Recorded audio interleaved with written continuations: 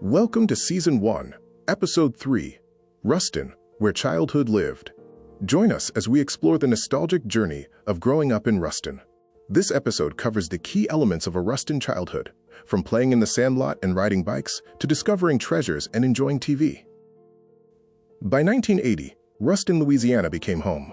I was about 5, maybe 6 years old, and this is where my childhood really began.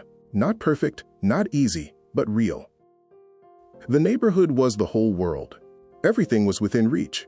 Your house, your best friend's house, the park, the corner store for candy, and the school. Ruston wasn't like Philadelphia. Everything felt slower, more open, more spread out. Dirt roads, grass trees, and neighborhoods where kids stayed outside. This wasn't a place where you stayed in the house all day. You lived outside. Before the internet, the television was the central hub. We gathered around with a TV guide, remote, and popcorn for a shared viewing experience. But when we were inside, the TV was everything. Big tube TV with antennas on top. And sometimes you had to get up and adjust them just to get a clear picture. I remember sitting on the floor, eating cereal, watching cartoons.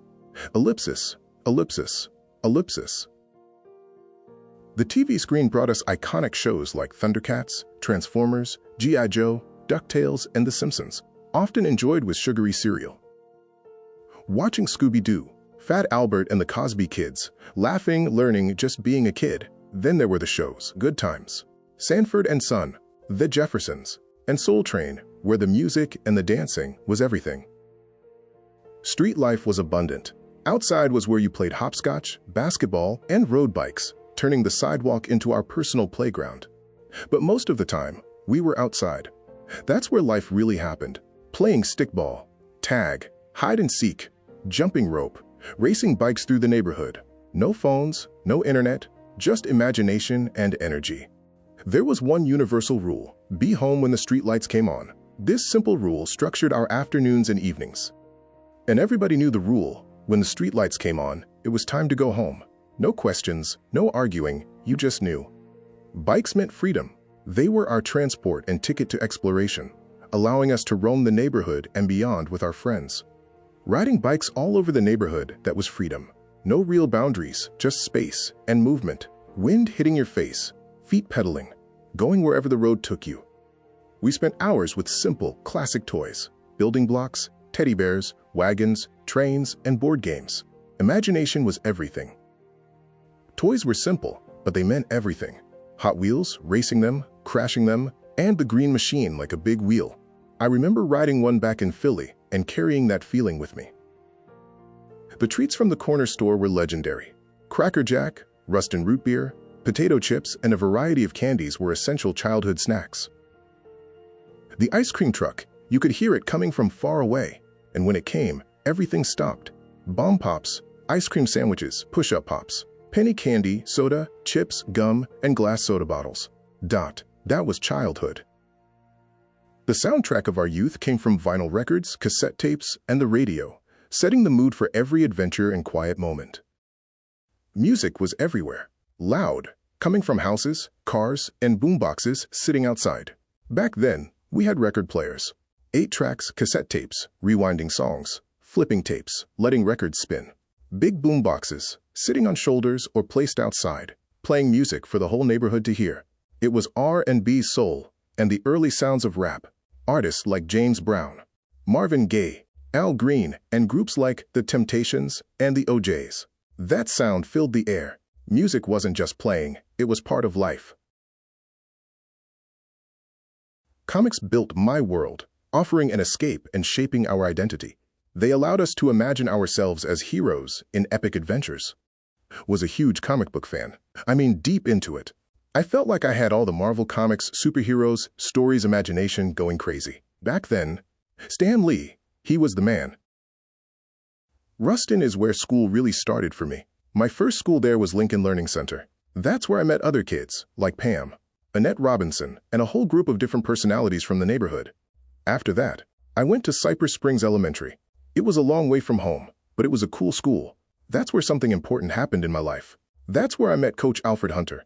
I was in the 5th grade, about 10, maybe 11 years old, around 1984, maybe 1985, when Coach Hunter pulled me out of class And at first, I thought I was in trouble. But I wasn't. He asked me questions about exercise, about working out, about weights and benches. I didn't know anything about it. And from that moment, he started teaching me. We began with the basics: jump rope, jumping jacks, getting warmed up before everybody else. By the time the other kids came into PE, I was already sweating, already working, already ahead. That was the beginning of something that stayed with me for the rest of my life. From that point on, I stayed in the gym and never really left. Trying to fit in was a universal experience. We learned how to navigate social dynamics and find our place within the group. When I first got to Ruston, I was quiet. I didn't know anybody. I didn't talk much. I just observed, watched how people moved, listened more than I spoke. I was trying to figure out where I fit in. I wore different clothes, things that probably looked funny to other kids. My last name sounded different, foreign to them. And because I wasn't from there, I stood out. And when you stand out as a kid, sometimes that makes you a target. I got picked on, bullied by some of the local kids. And I didn't really say much about it. I just took it in and kept watching, earning, adjusting, trying to understand how to belong in a place that didn't feel like mine yet. Back then, life was simpler. Days were filled with outdoor games, marbles, and bike riding around the block. Life back then was different, simple, but real. I remember sitting in classrooms with chalkboards, teachers writing everything by hand, and we had to copy it down. Metal lunchboxes, bringing your food to school, sitting and eating with other kids. Film projectors. When the lights went off and that machine started rolling, you knew something was about to happen. Outside of school, we had movie theaters and drive-in movies. Sitting in the car, watching a movie under the night sky. No phones, no internet, no distractions. Just real moments, real experiences, real life. That time had a feeling to it, something you just had to live to understand. The neighborhood energy was vibrant. With everybody outside, the streets buzzed with ball games, swinging, and endless running around. The neighborhood had energy. Kids everywhere, people sitting outside, talking, laughing, music playing from somewhere in the distance. You didn't feel alone. It felt like everybody knew everybody, and even if they didn't, you still felt connected. That's how the environment raised you, not just your home, but everything around it. The feeling of being a kid was pure joy, where the imagination soared and the sky seemed like the limit. Around that time, I was about 10, maybe 11 years old, around 1984, 1985, and I remember how I felt. I was happy, playful, always moving, always doing something. But at the same time, I was quiet, observing everything, trying to understand the world around me. Sometimes I felt confused, trying to figure things out on my own. But I also felt loved. I felt safe, and I felt peace, even with everything going on around me. That mix of emotions, that was my childhood. By this time, I was fully living in Ruston, Louisiana, around 1980 through the mid-1980s. Growing up, learning life, one experience at a time. Ruston wasn't just where I lived, it was where I was being shaped.